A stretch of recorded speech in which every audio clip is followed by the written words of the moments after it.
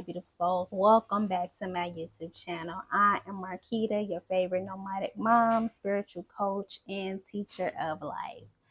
This YouTube channel is for everybody who wants to learn how to live their very best life as single parents.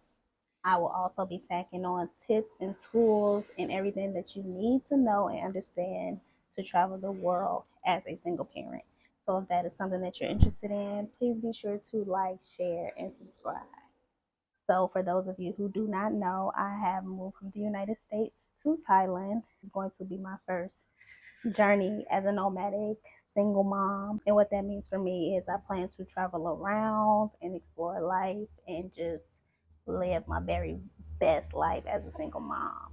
And with being a single mother and traveling the world, there are a lot of intricate, very intricate details that need to be focused in on in order to make the experience more enjoyable for myself and for my daughter. So if that is something that you all are interested in, please be sure to stick around. We had a 28-hour experience getting here.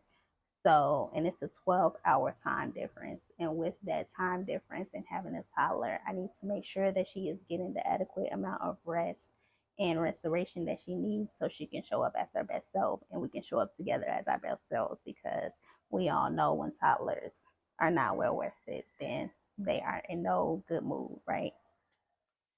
So, day 5 of our experience, and so far, what I think is that it is really, really hot. If you can tell, I am sweating like crazy. So I'm just giving our bodies time to adjust to the heat. And I know that part of that will be for us to get outside more. And so going forward, I have made a promise to myself, since Divine is now back on her sleep schedule, then we can get outside more and be more active so that we can get adjusted to the heat. It's also my intention to buy clothes that are cooler for us to navigate the country. Right now, we are on an island in Thailand called Koh Samui. This island is in the southeast part of the country, or the south part of the country, and it is extremely tropical. It is an island, so we're surrounded by water. We have not had a chance to go to the beach yet, but we do plan to go there. I have to make sure that when I'm taking Divine outside, that I'm being very intentional. It's already hard enough traveling like from one place to another with the toddler, but to be in a whole other country, like I have to make sure that there are extra things that I put in place so that I'm not overwhelmed by the time we get outside, and then so that she won't be overwhelmed and irritated and just all over the place and crying. So it took us 28 hours to get here.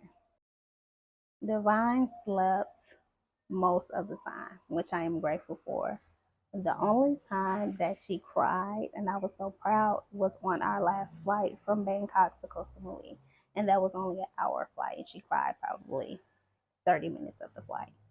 I was so grateful for the whole experience because there were so many people there along the way to help us in the transition.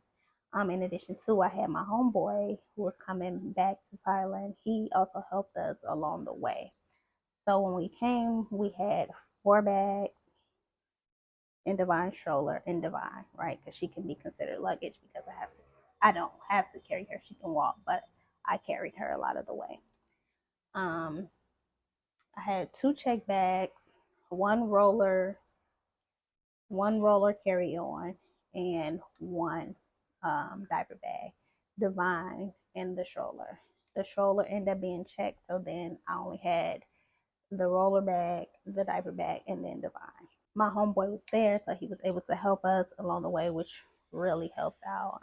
In addition to just everybody throughout the airport also helped and lended a hand. I learned a lot during the 28-hour stretch. I did not sleep at all, which was crazy, which is why I'm in no rush to get out and do anything because my body needs to restore like from that whole experience. I learned that Divine cannot be a lap child. Whatever we have to do to make some extra coins so that she can have her own seat. We're going to do that going forward. She cannot sleep in my lap because Divine laid on the bottom of my legs for most of the trip, which was extremely uncomfortable for me. I'm just learning, with the toddler to make sure that you have everything that you need to keep them entertained. They have short attention spans, so they're moving from this to this to this to this to this. You have to have things on hand, which I did, to make sure that they are stimulated mentally so that they can be focused and so that they won't get irritable by one activity that they're focusing on. They can just move to the other.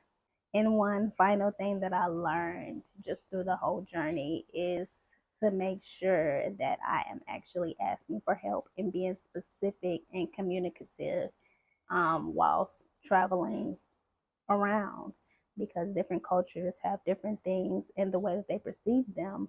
I have to be very, very clear and specific on how I wish for other people to show up for me that are in other countries, because if not, they may not understand or perceive that I am a single mom with a baby, and that is another level of help or hands that I may need because I'm trying to navigate with a small child. Those are the biggest lessons that I have had so far. If you enjoyed this video, please leave me a comment. If you want to share with me some experiences that you have had traveling with young children, any tips or suggestions you want to share with me or the community, please drop them in the comment section. And again, if you're interested in the content that I create, please be sure to subscribe to my YouTube channel. Peace.